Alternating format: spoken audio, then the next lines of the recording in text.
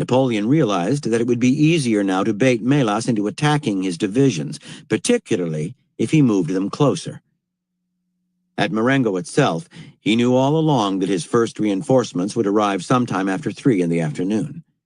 The more disorderly the Austrian pursuit of the French, the more devastating the counterattack would be. Napoleon's power to adjust and maneuver on the run was based in his novel way of planning. First, he spent days studying maps and using them to make a detailed analysis. This was what told him, for example, that putting his army at Stradella would pose a dilemma for the Austrians and give him many choices of ways to destroy them. Then he calculated contingencies. If the enemy did X, how would he respond? If part Y of his plan misfired, how would he recover? The plan was so fluid and gave him so many options that he could adapt it infinitely to whatever situation developed. He had anticipated so many possible problems that he could come up with a rapid answer to any of them. His plan was a mix of detail and fluidity, and even when he made a mistake, as he did in the early part of the encounter at Marengo, his quick adjustments kept the Austrians from taking advantage of it. Before they'd figured out what to do, he was already somewhere else. His devastating freedom of maneuver cannot be separated from his methodical planning. Understand, in life, as in war, nothing ever happens just as you expect it to.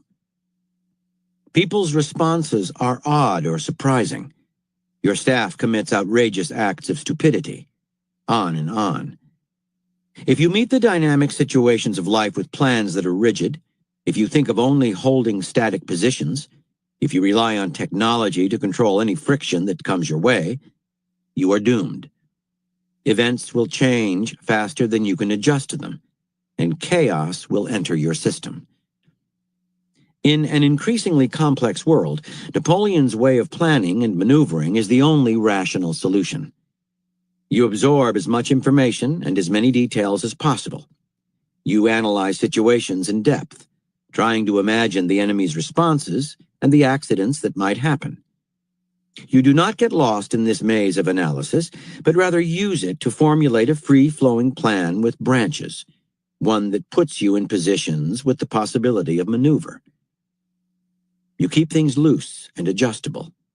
Any chaos that comes your way is channeled toward the enemy.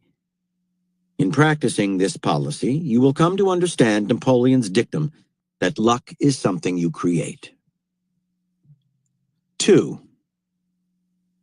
As the Republicans prepared for their convention to pick a presidential candidate in 1936, they had reason to hope. The sitting president, the Democrat Franklin D. Roosevelt, was certainly popular, but America was still in the Depression.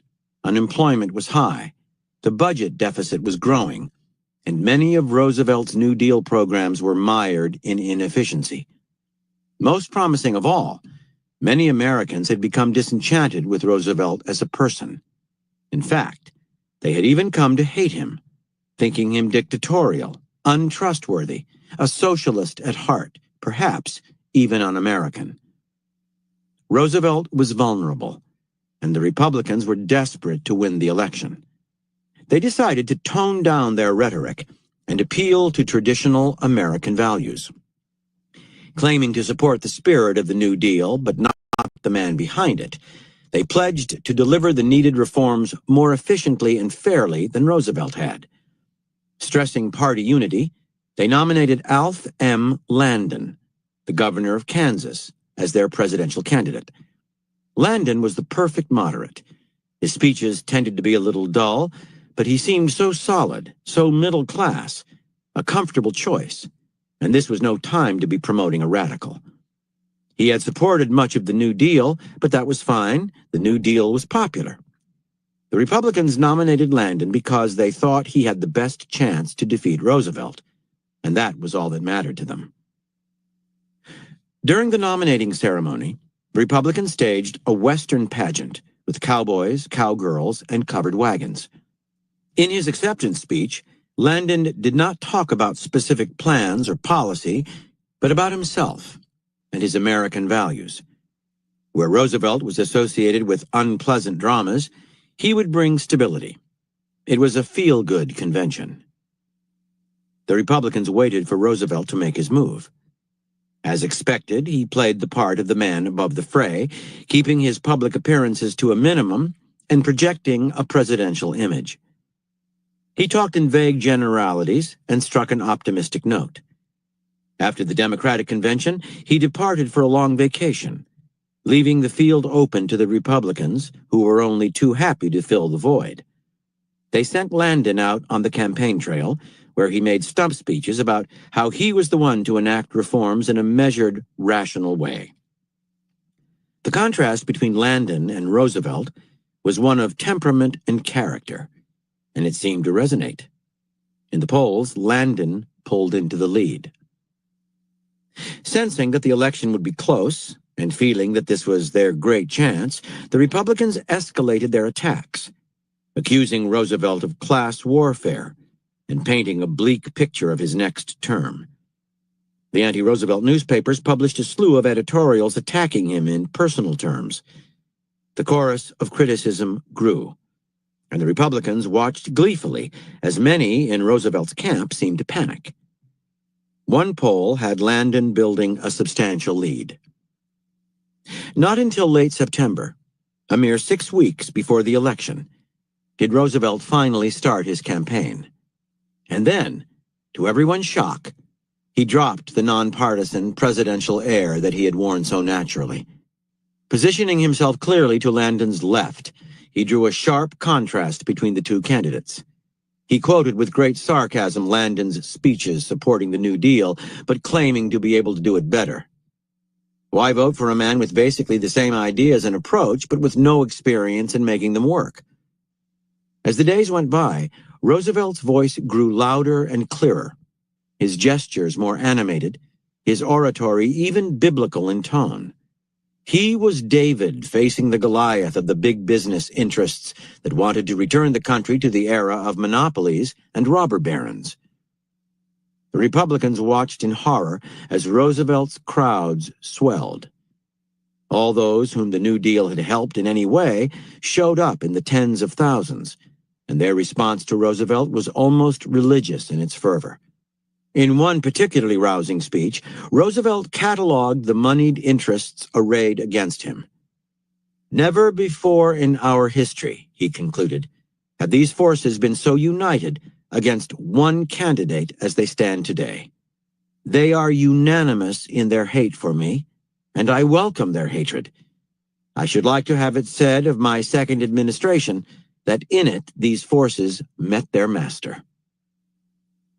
Landon, sensing the great change in the tide of the election, came out with sharper attacks and tried to distance himself from the New Deal, which he had earlier claimed to support, but all of this only seemed to dig him in a deeper hole. He had changed too late, and clearly in reaction to his waning fortunes. On Election Day, Roosevelt won by what at the time was the greatest popular margin in U.S. electoral history. He won all but 2 states, and the Republicans were reduced to 16 seats in the Senate. More amazing than the size of his unprecedented victory was the speed with which he had turned the tide. Interpretation. As Roosevelt followed the Republican convention, he clearly saw the line they would take in the months to come. A centrist line, emphasizing values and character over policy. Now he could lay the perfect trap by abandoning the field. Over the weeks to come, Landon would pound his moderate position into the public's mind, committing himself to it further and further. Meanwhile, the more right-wing Republicans would attack the president in bitter, personal terms. Roosevelt knew that a time would come when Landon's poll numbers would peak. The public would have had its fill of his bland message and the right's vitriolic attacks. Sensing that moment in late September, he returned to the stage and positioned himself clearly to Landon's left. The choice was strategic, not ideological. It let him draw a sharp distinction between Landon and himself. In a time of crisis like the Depression, it was best to look resolute and strong, to stand for something firm, to oppose a clear enemy. The attacks from the right gave him that clear enemy, while Landon's milquetoast posturing made him look strong by contrast. Either way, he won. Now Landon was presented with a dilemma. If he kept going with his centrist appeal, he would bore the public and seem weak. If he moved to the right, the choice he actually took, he would be inconsistent and look desperate. This was pure maneuver warfare. Begin by taking a position of strength, in Roosevelt's case, his initial presidential bipartisan pose, that leaves you with open options and room to maneuver. Then, let your enemies show their direction. Once they commit to a position, let them hold it. In fact, let them trumpet it. Now that they are fixed in place, maneuver to the side that will crowd them, leaving them only bad options. By waiting to make this maneuver until the last 6 weeks of the presidential race, Roosevelt both denied the Republicans any time to adjust and kept his own strident appeal from wearing thin. Everything is political in the world today, and politics is all about positioning. In any political battle, the best way to stake out a position is to draw a sharp contrast with the other side. If you have to resort to speeches to make this contrast, you are on shaky ground. People distrust words. Insisting that you are strong or well-qualified rings as self-promotion. Instead, make the opposing side talk and take the first move. Once they have committed to a position and fixed it in other people's minds, they are ripe for the sickle. Now you can create a contrast by quoting their words back at them, showing how different you are, in tone, in attitude, in action. Make the contrast deep. If they commit to some radical position, do not respond by being moderate. Moderation is generally weak. Attack them for promoting instability, for being power-hungry revolutionaries. If they respond by toning down their appeal, nail them for being inconsistent. If they stay the course, their message will wear thin. If they become more strident in self-defense, you make your point about their instability. Use this strategy in the battles of daily life. Letting people commit themselves to a position you can turn into a dead end. Never say you are strong, show you are, by making a contrast between yourself and your inconsistent or moderate opponents. 3. The Turks entered World War I on the side of Germany. Their main enemies in the Middle Eastern theater were the British, who were based in Egypt.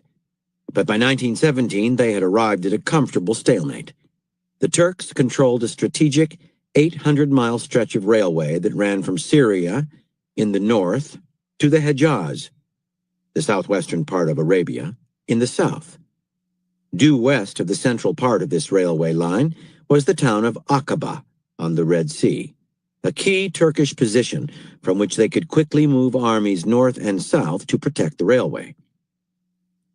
The Turks had already beaten back the British at Gallipoli, see Chapter 5, a huge boost to their morale.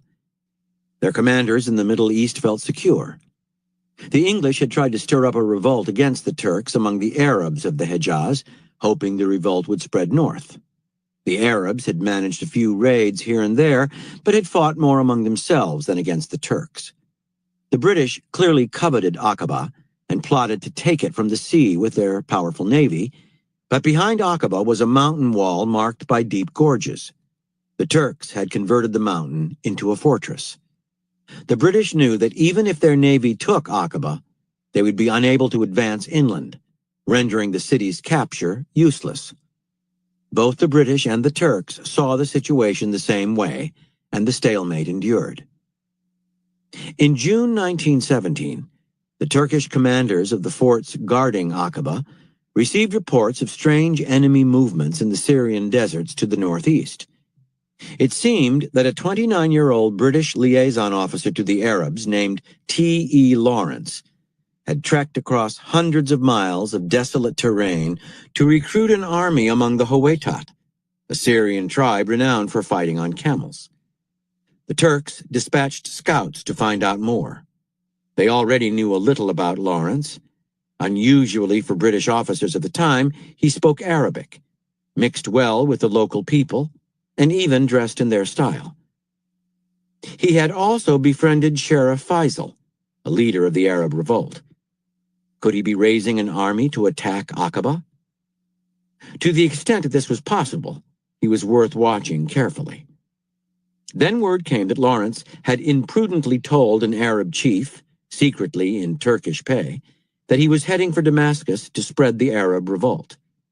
This was the Turks' great fear, for a revolt in the more populated areas of the north would be unmanageable. The army Lawrence had recruited could not have numbered more than 500. But the Hawaitat were great fighters on camel, fierce and mobile. The Turks alerted their colleagues in Damascus and dispatched troops to hunt Lawrence down, a difficult task given the mobility of the Arabs and the vastness of the desert. In the next few weeks, the Englishman's movements were baffling, to say the least. His troops moved not north toward Damascus, but south toward the railway town of Ma'an, site of a storage depot used to supply Aqaba, 40 miles away. No sooner had Lawrence appeared in the area of Ma'an, however, than he disappeared, re-emerging over 100 miles north to lead a series of raids on the railway line between Amman and Damascus. Now the Turks were doubly alarmed and sent 400 cavalry from Amman to find him. For a few days there was no sign of Lawrence. In the meantime, an uprising several miles to the south of Ma'an surprised the Turks. An Arab tribe called the Dumanea had seized control of the town of Abu el-Lisal, directly along the route from Ma'an to Aqaba. A Turkish battalion dispatched to take the town back found the blockhouse guarding it destroyed, and the Arabs gone. Then suddenly something unexpected and quite disturbing occurred. Out of nowhere, Lawrence's Hawaitat army emerged on the hill above Abu el-Lisal. Distracted by the local uprising, the Turks had lost track of Lawrence. Now, linking up with the Dumanea, he had trapped a Turkish army at Abu el-Lisal. The Arabs rode along the hill with enormous speed and dexterity, goading the Turks into wasting ammunition by firing on them. Meanwhile, the midday heat took its toll on the Turkish riflemen, and having waited until the Turks were sufficiently tired, the Arabs, Lawrence among them, charged down the hill. The Turks closed their ranks, but the swift-moving camel cavalry took them from the flank and rear. It was a massacre. 300 Turkish soldiers were killed, and the rest taken prisoner. Now the Turkish commanders at Aqaba finally saw Lawrence's game. He had cut them off from the railway line on which they depended for supplies. Also, seeing the Hawaitat's success, other Arab tribes around Aqaba joined up with Lawrence, creating a powerful army that began to wend its way through the narrow gorges toward Aqaba. The Turks had never imagined an army coming from this direction. Their fortifications faced the other way, toward the sea and the British. The Arabs had a reputation for ruthlessness with enemies who resisted, and the commanders of the forts in back of Aqaba began to surrender. The Turks sent out their 300-man garrison from Aqaba to put a stop to this advance, but they were quickly surrounded by the swelling number of Arabs. On July 6th, the Turks finally surrendered, and their commanders watched in shock as Lawrence's ragtag army rushed to the sea to take what had been thought to be an impregnable position. With this one blow, Lawrence had completely altered the balance of power in the Middle East. Interpretation. The fight between Britain and Turkey during World War I superbly demonstrates the difference between a war of attrition and a war of maneuver. Before Lawrence's brilliant move, the British, fighting by the rules of attrition warfare, had been directing the Arabs to capture key points along the railway line. This strategy had played into Turkish hands. The Turks had too few men to patrol the entire line, but once they saw the Arabs attacking at any one place, they could quickly move the men they had and use their superior firepower to either defend it or take it back. Lawrence, a man with no military background, but blessed with common sense, saw the stupidity in this right away. Around the railway